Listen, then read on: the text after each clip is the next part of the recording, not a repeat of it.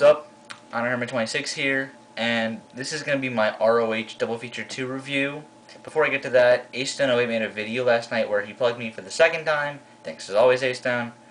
But I was going to make that video until he made it, so we were just going to say the exact same thing, so there's really no reason for me to make it now. So he did a good job with it, so if you're not subscribed to Stone08, I'm going to put his link in the description box for this video, so subscribe to him again if you already haven't, and you all should be.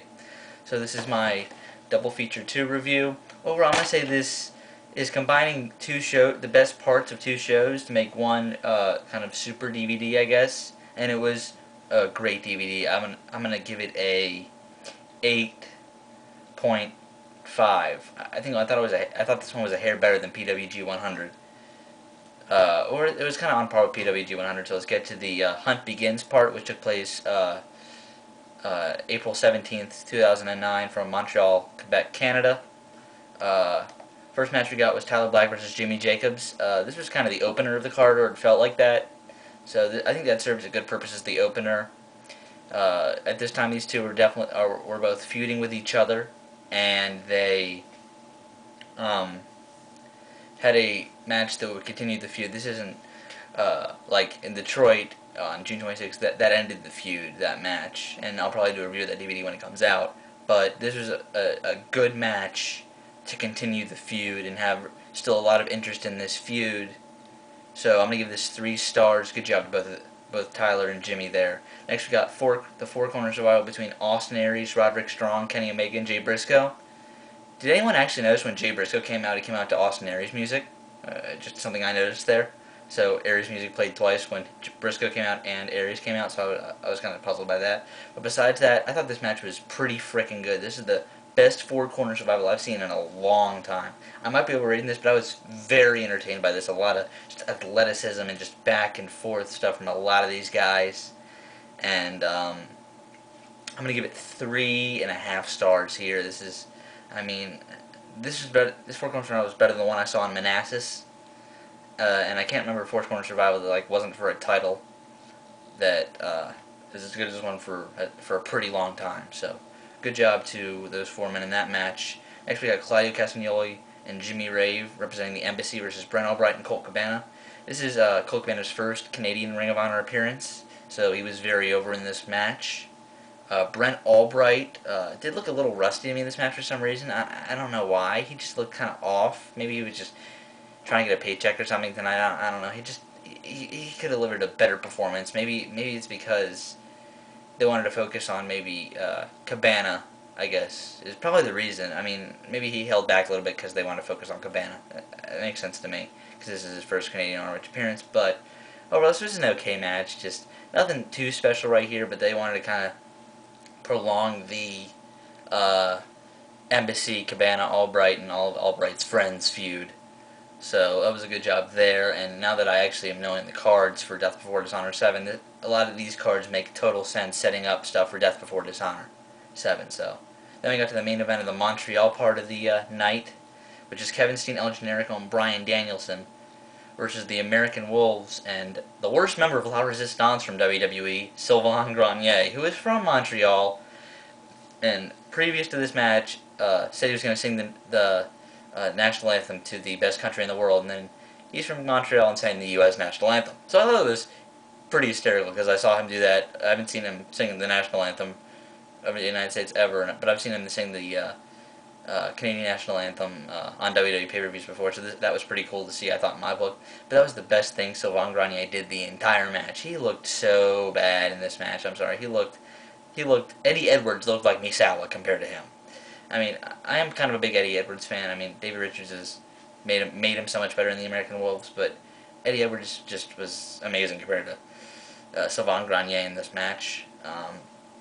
Danielson's always on. Kevin Steen, Generico. Kevin Steen's hometown is Montreal, so he was so over here. And just some good back and forth action here from these two teams. Wasn't as good as Aries as the four-corner survival, which is match of the Montreal part of this card, but I'm still going to give it 3.5 stars. Just a good 6-man tag team match. I felt it could have been a little better because of Grenier, but this is the reason this has been that's the reason that I think Grenier is no longer appearing in Ring of Honor, because he sucked. So then we get the next night was took place from suburban Toronto, called Tag Title Classic, and I'll get to why this show is called Tag Title Classic with the main event. The first match of this part of the card, we got Colt Cabana versus Claudio Castagnoli. This is your fun little comedy match of the night. Colt Cabana was definitely playing a lot to the crowd, as they were very excited to see him in Toronto for the very first time, and he played with the fact that Claudio was bald a couple times, and I thought it was really funny. Like, he had him kind of like, he was pushing him up with his legs and was like smacking the back of his head. I thought it was really funny. So this is just kind of your quick little match, 2 stars here, nothing really important to see, but it's kind of get your comedy match fix of the night. Then we got Austin Aries, Rhett, Titus, and Kenny King versus Kevin Steen, Kenny Omega, and this was supposed to be El Generico, but he got injured in the 6-man tag in the night previous. So they replaced him with Player Dose, or Stupefied, but he was being called Generico Dose for this match. So basically 3 Canadian wrestlers versus 3 American wrestlers. So, and this match was pretty good. I liked it a lot. I'm going to give it 2 3/4 stars, because it didn't deliver on a level I thought it should have. And it wasn't good, but it was still pretty good, if that makes sense. Like, it wasn't enough to be called solidly good, but it was still pretty good. I don't want to bash this match, but this could have delivered on so many more levels. Because Player Dose is a very talented wrestler. If you've seen him in the Super Smash Brothers, so I know he could have brought it, even though he's not as good as El Generico. But I guess there was just like the wrong timing or something going on with this match. I don't know. It's kind of weird to explain. So that's that. Next we got a Markham Street Fight, which is Jimmy Jacobs versus Delirious. This was a solidly good match. Red Poison Delirious came out for this match. Instead of wearing the black and green, he wore red and black. Or instead of wearing the green and black, he wore the red and black. And this is just a lot of good, violent type of fix for the night. And Daisy Hayes did come out prior to in the middle of this match and did do a pretty good job of explaining the story. And she did she's not the best storyteller, but she did her job, kind of continuing this feud, setting up the fight with on HDNet. So good job there. 3.5 stars, but still not as good as the 4 Corner Survival from the previous night. Next we got Jay Briscoe versus Roderick Strong. This was better than the 4 Corner Survival, but not as good as their match from Collinsville, Illinois at Style and Profiling.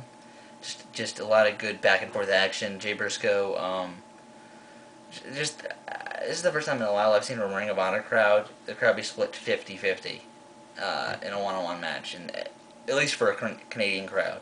And I really liked this match. I thought this was served so much better, not as the opener and maybe in the middle of the card, or the precursor to the main event. So hopefully I see more from these guys, because they can definitely have good chemistry and work a lot. 3 3/4 stars there. Finally, we got the reason why you have to buy this show. The American Wolves defend the World Tag Team titles against Tyler Black and Bryan Danielson. Okay. This is tag team wrestling at its best. Like, there are only a couple things in this match that didn't make it perfect. Just, oh my god, I was sitting there watching this TV. This isn't ROH's match of the year, but it's second right now. I think this match is going to be, on my countdown, probably 5th, behind Nakajima and Kenta. The Raw Elimination Chamber match, Kenta and Richards, and HBK Undertaker. Just such good stuff in this match. A lot of great tag team psychology, and the crowd was marking out mad in this match, and just such great stuff. I was in awe of these 4. And the MVP of this match was Davey Richards. Second would be Eddie Edwards. Or all 4 of them wrestled great in this match, but this match showed Eddie Edwards could compete with the likes of Tyler Black, Bryan Danielson, Davey Richards, and hang in there for long periods of times. So I was very impressed with Eddie Edwards here, and definitely became an Eddie Edwards fan after watching this DVD. Maybe I'll be back tomorrow with how I would book Death Before Dishonor 7. If you want to see that, write a comment. I'll have to decide based on how much they announced in the Newswire on Wednesday, or how much they announced in the Newswires. So, see ya. Oh, send me Q&A questions. Sports, pro wrestling, see ya.